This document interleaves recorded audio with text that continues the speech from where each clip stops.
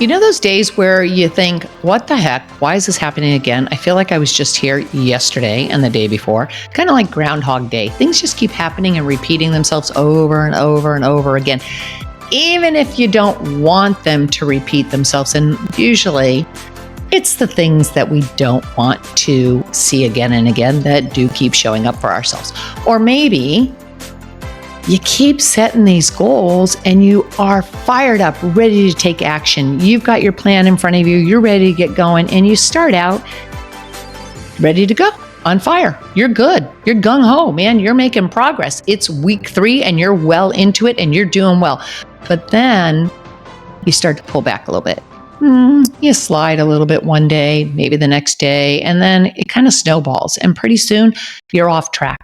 And then you think, I really didn't want that. That's not that important to me. Maybe I was going down the wrong way. It's too hard. I don't want to do it that way. I want to try this instead. And then all of a sudden, you're back to square one. And you're having to figure out, how am I going to do this again? How am I going to do this again? Still trying to get that momentum going. Well, stay tuned, because coming up, I have an episode that is going to help you nip that behavior in the butt. It's going to help you understand what's driving that behavior, and it's going to help you to flip the script on that behavior and change it so it's working for you, so you can achieve what it is that you say you really want. Stay tuned. It's coming up next.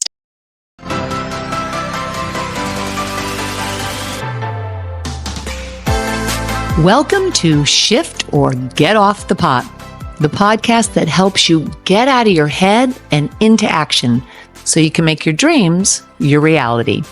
Let's get to it.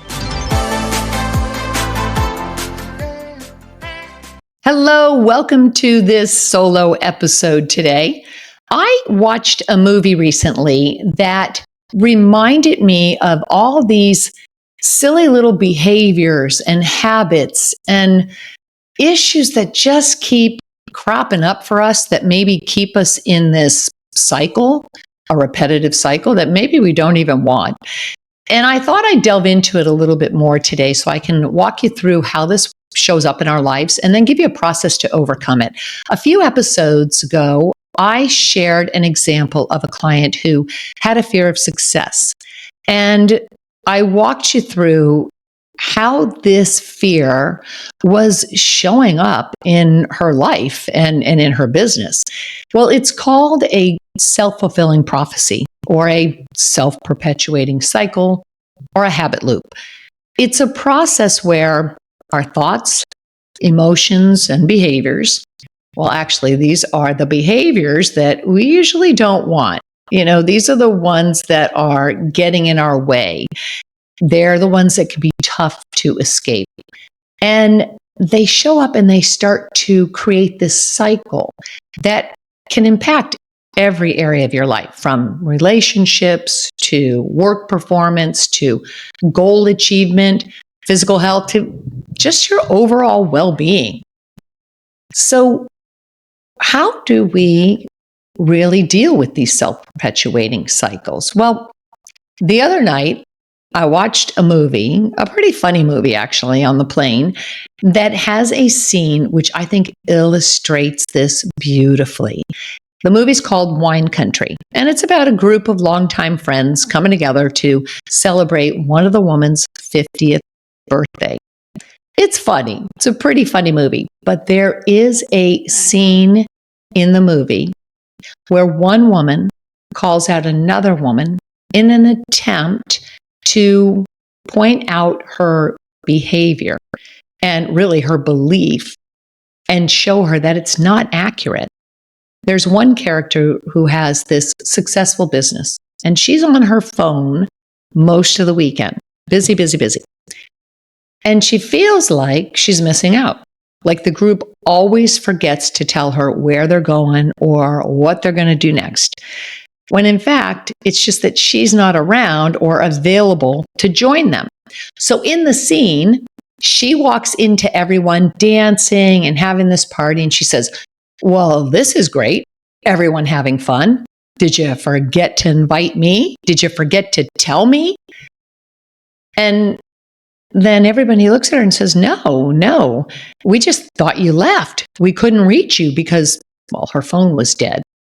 And then one of the women starts to applaud. And she says, well, congratulations. I'm applauding your self-fulfilling prophecy. And she tells her, you always think that you're not invited or that we purposefully leave you out. So you bury yourself in your work. But then you're so busy with work that you are left out. And this is a prime example of how this loop or this cycle shows up and dictates our lives.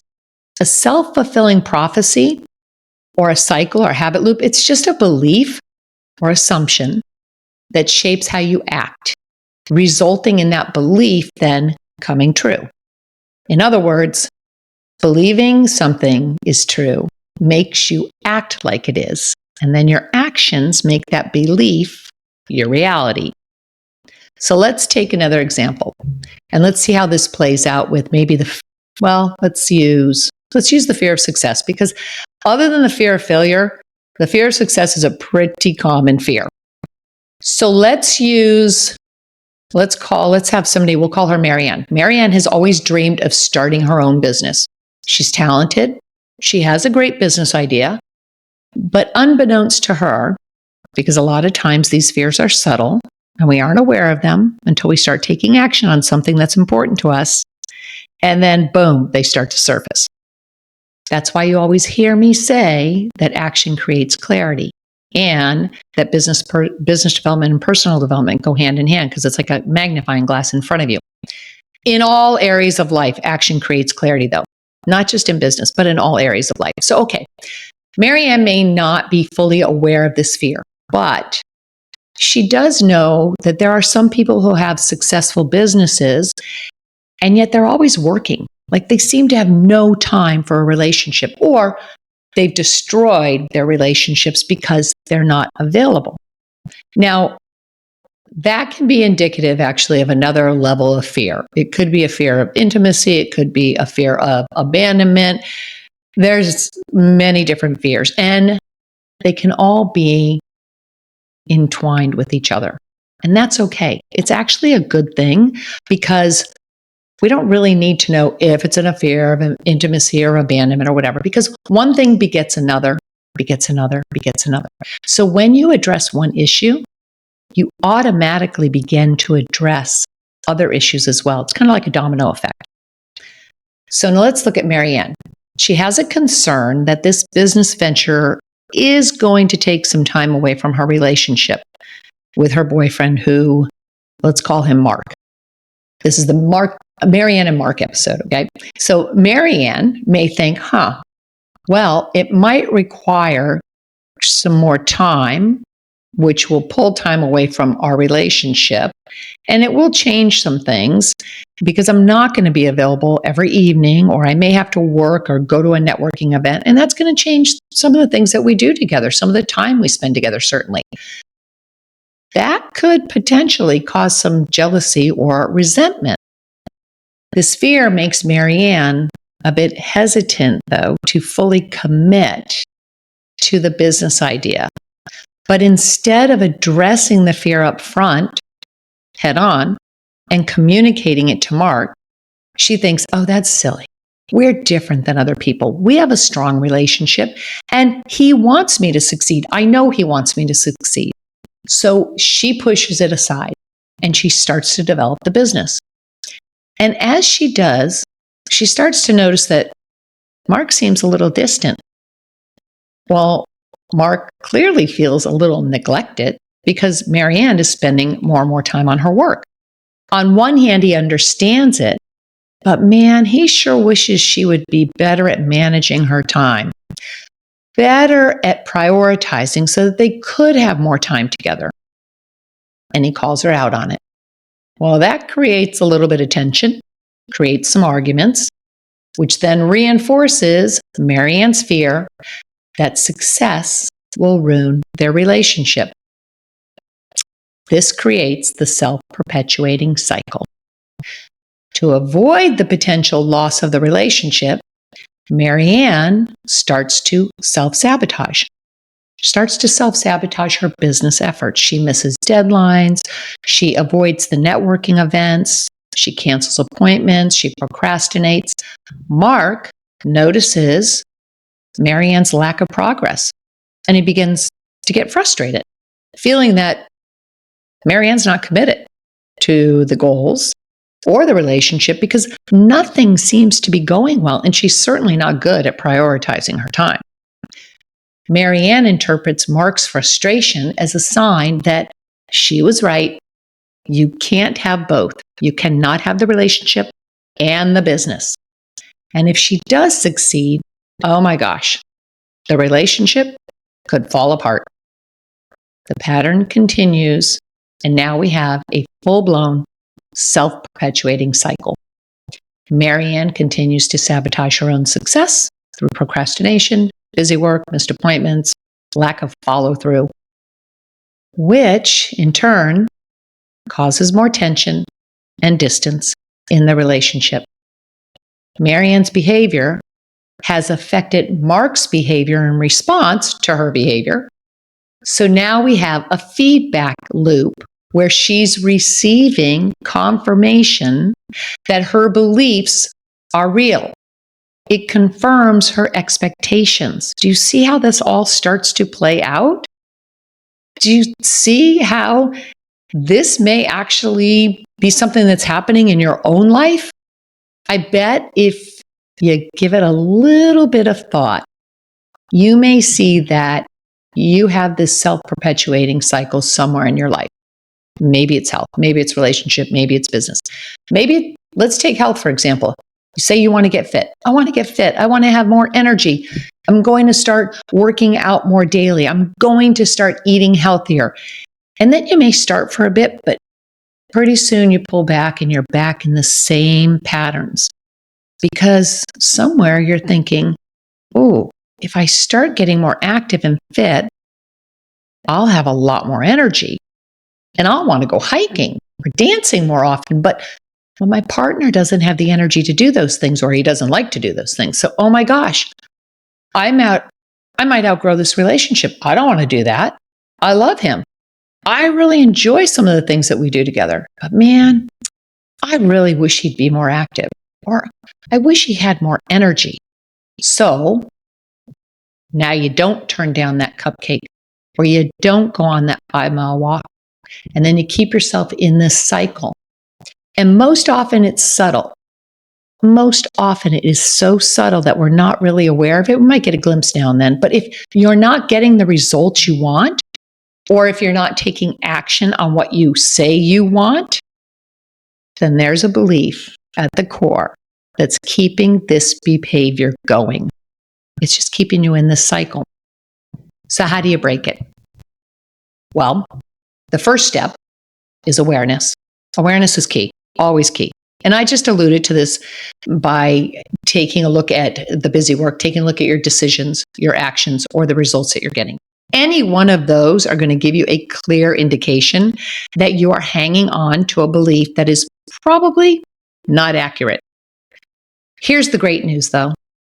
While those negative self-fulfilling prophecies can make you feel stuck, especially in this perpetual cycle, you can flip it around.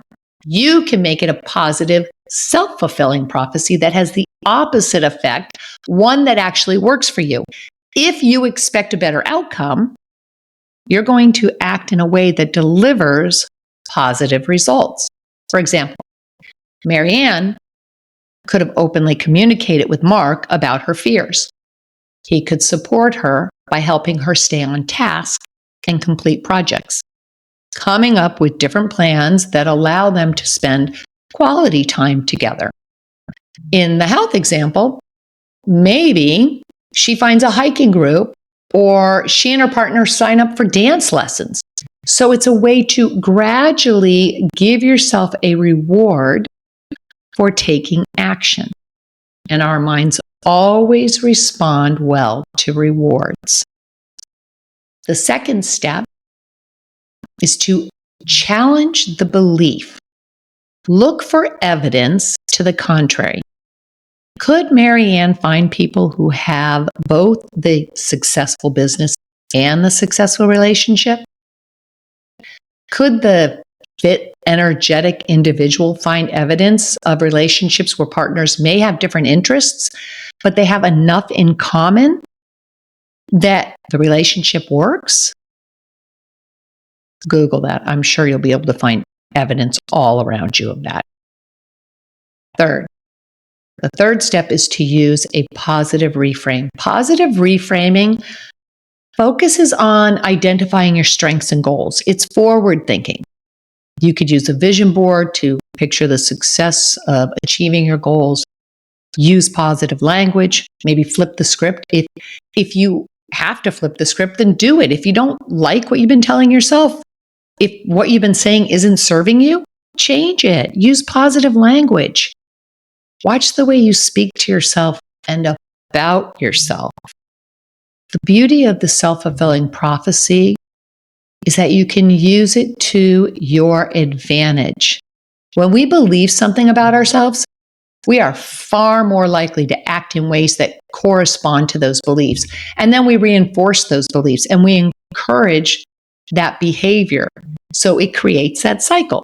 This is why I'm always harping on the fact that if you want to achieve your goals, whatever they are, you have to see yourself as the person who already has the goal fulfilled.